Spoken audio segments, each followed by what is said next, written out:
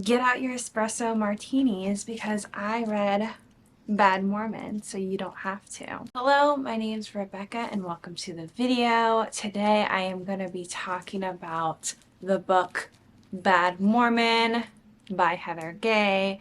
And if you don't know who this person is, that's totally fine because you're probably classier than I am. Heather Gay is a real housewife of Salt Lake City. I am reading this book because it is right now the fourth season of Real Housewives of Salt Lake City, and she mentions this book every freaking episode, and I'm like, okay, Heather, get your bag.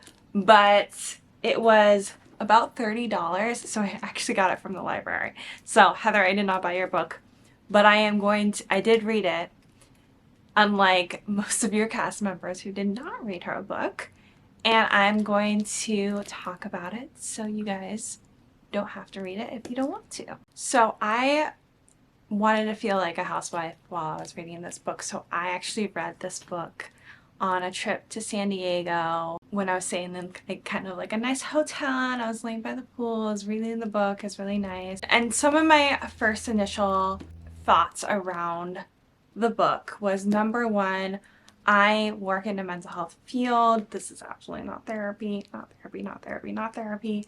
I have a lot of research background in mental health, religious trauma, and I was like, Heather, are you gonna be talking about your religious trauma? If so, I am so interested in it. If not, that's okay. She kind of like just got out of the Mormon church recently. I was very curious about how much religious trauma she was going to talk about and in what kind of way she was going to talk about it. Because in this more recent season, it seems like she is now just starting to really think about the impact of what that religion did to her, and events that happened in this book did to her and impacted her and possibly impacted her daughters. But she wrote this book maybe like 2 years ago, so I'm like, we'll see. So that was my first thought. The second thought I had was the bar is very, very low for me for like Real Housewives books. So take that in mind when I say that I actually kind of liked the book. I read this book in like 2 days. It took me 2 days only because I like stopped it because I wanted to read the rest on my flight going home from San Diego. You can speed through this book so easily. There's lots of stories, and Heather is very likable. She like won the most likable housewife, I think, for their first season of Salt Lake City. So this book, I would say, goes into 3 sections in my brain. It's different sections in the book itself, but in my brain, this book is 3 sections, which I will talk about all 3. Number 1 is it's a cash grab. It's very obviously a cash grab. And she's an entrepreneur, and I love that about her. Number 2, sacred secrets. So many secrets, so much trauma. And then number 3, people pleasing. She's such a people pleaser, and it comes out in the way that she writes the book and the way that she is, but also she does have some sort of self-awareness and does talk about how she's a people pleaser. So those are the 3 sections I'm going to be talking about in this video. But starting off, cash grab. This is obviously a cash grab, which is fine. I almost like the fact that it's so obviously a cash grab. Heather is not anything if not a boss babe, a boss lady, a business-minded woman. One of the first stories she tells about her being a kid is that she's like trying to create these like little inventions, and one of them she is trying to create an invention that like pulls the curtains away, and she makes it out of scissors, so she accidentally cuts up all the curtains, and her mom gets very mad at her. And then when she's at BYU, she starts working at a tanning salon where she then becomes a manager, and then she, while she's still in school, she's a manager, and then she ends up selling, like making and creating these like earrings, and then she And then she becomes really successful at that. And then, again, she's very successful on her mission. She's incredibly successful on her mission. It's insane. The average baptisms that most missionaries do for Mormon missions is one for the whole 2 years they're there. She did 16, and then she became a trainer. Like I'm honestly surprised Heather Gay doesn't do any MLMs, or she didn't like do the MLMs, because she would also be good at that kind of thing. And then when she's done with her mission and she gets married, she is just supposed to be a nice wife and has babies and is just supposed to do that. But she's like, she can't not work or not create businesses. She like creates more and more businesses. She's definitely a business-minded person, and I really like that about her. I think that's very, very likable. So the next section, sacred secrets. And I think the core part of kind of Heather's growing up is that she grew up in the Mormon church. She grew up with this, relatively big Mormon family, and her parents keep secrets from her, specifically what goes on in the temple, because that's what you're supposed to do. You're never supposed to talk about what goes on in the temple, and you don't go to the temple until you're an adult. So I believe it's until you get married or until you go and do a mission yourself, which you have to be an adult to do. Her parents, at some point, they when she's pretty young, they go to a parade, and they see some people protesting, and they're wearing like the religious garments that are supposed to be secret. And she asks her dad, what is that? And her dad, shuts her down, doesn't explain to her, why it's offensive, just kind of shuts her down. And these types of things happen throughout her childhood, of like there's these things that she's not aware of over and over again. She's taught to kind of keep secrets, right? If she does something bad, learning to like give a little bit, but not everything, in order to be this good person, right? But I think the biggest part of sacred secrets, and Heather talks about for her, was the start to her deconstruction was actually when she had to join the temple. She joined the temple because she did a mission. And the reason why Heather did a mission, which I think is kind of funny, is she did her 4 years of school at BYU and didn't get engaged, didn't have any marriage prospects, even though she had a good business kind of going on. And her really only option was to do a mission. I don't know what a mission is. It's when Mormons go to a different part of the US or a different country. I think for girls, for women, it's 16 months or so, and then for men, it's 2 years. And you can usually tell that they're Mormon because they're wearing like a specific kind of outfit, they ride bikes, they have name tags, right? So she gets prepared to go to her mission in France. And before she goes to her mission, she kind of goes through these very secretive temple, joins the temple. It's exciting, but it's scary because she has no idea what she's going into. And she keeps on asking the prep people who are like prepping her to go to the temple. She asks her like, what's it gonna be like? What do I need to do? Like, what do I need to prepare? Like, give me anything. They don't tell her. She asks her mom. They don't tell her. She asks her friend. They don't tell her. One thing that stood out to me, something that her mom could have told her, was like, wear a white bra. Because when she does go to the temple and kind of get prepared, the lady there gets so mad at her because she's wearing a black bra and not a white bra. And she's like, this is a basic thing somebody could have told me. And then she goes through this whole ceremony that's like 3 hours. She has to like learn secret handshakes, learn secret codes, secret things, and just feels really distraught, wears a whole different outfit that you would never wear outside, and feels so frustrated that all these people in her life have kept the secret from her of like what it is like to be in the temple, and it wasn't a good experience for her. It was a mixed experience. She was happy because she had all this approval from the people in her life, but it wasn't a good experience for her.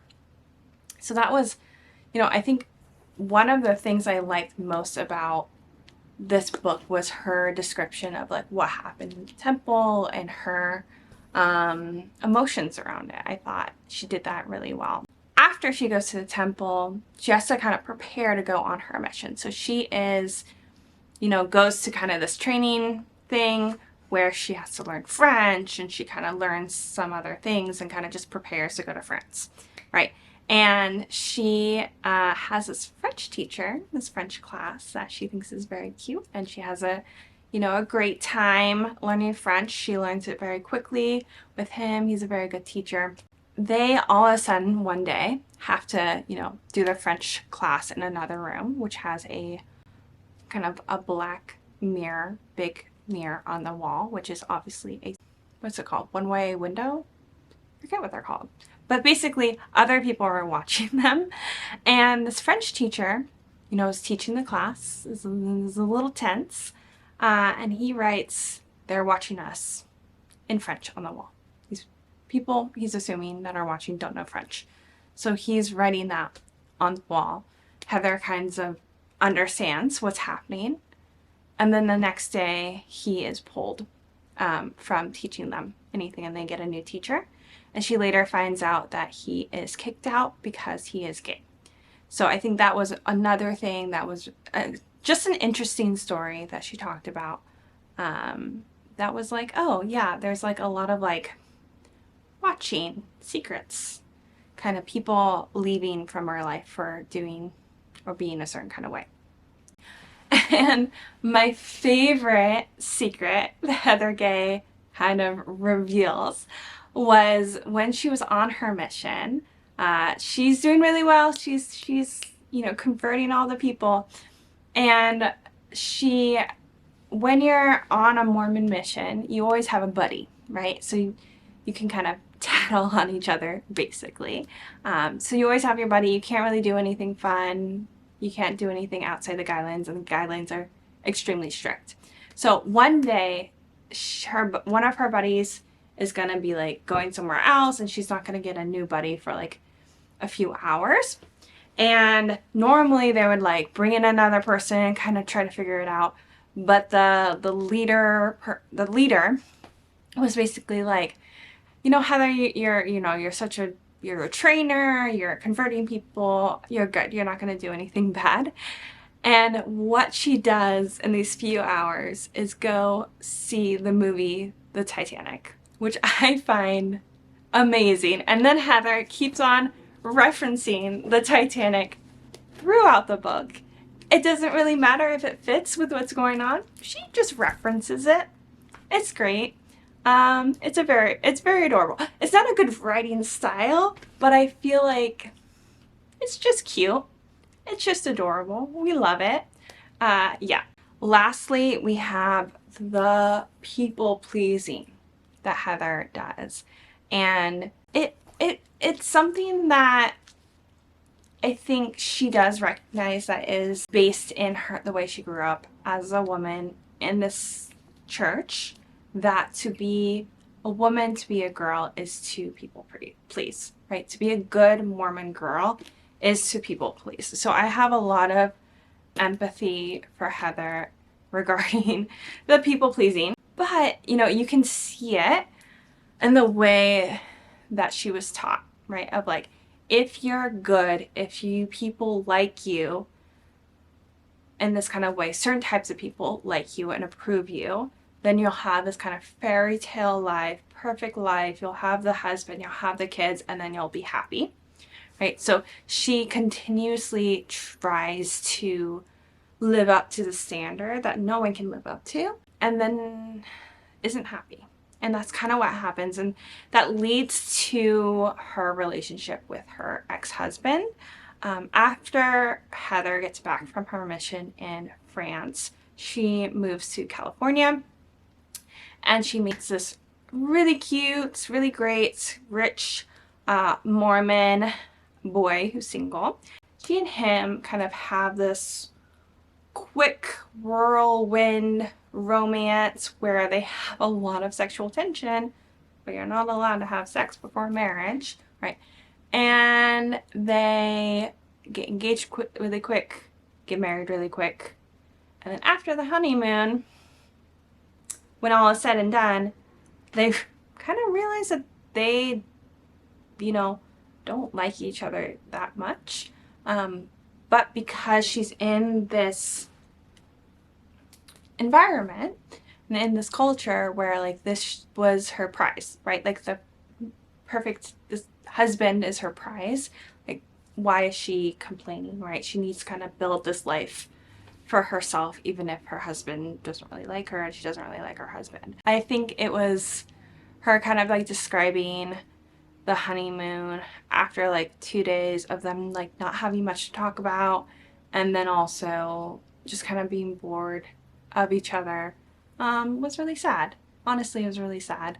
Her just really trying to be like, okay, if I just do these like perfect Mormon wife things, then he'll be interested. And her trying to do that for years and years and years, and not succeeding, and neither of them talking about it, and neither of them communicating anything at all, any of them, about how they're unhappy. And then one day when she's planning her daughter's baptism, I think for like when they're like 8 or 9, they have like their baptism. It's like a really big deal.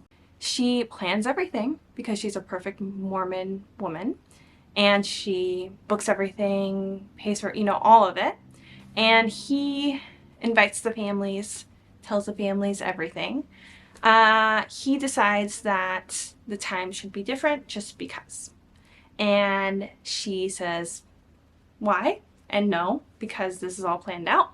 And he gets very angry at her and basically leaves her, after the baptism because of this. And just is gone, leaves the house, is living somewhere else. And then there's kind of this back and forth, and he's very kind of controlling. And it's sad. It's really sad. And you can kind of tell how her being told that if she was just like good enough, she'll have this like perfect marriage and perfect family, and doesn't have those things. Now she seems very happy, but it definitely came across in her marriage that she, what she should be working on and what is actually the reality to create a happy and healthy relationship are like not the same thing. I do want to talk about, lastly, the fact that the last fourth of this book is the most people-pleasing behavior I've ever seen.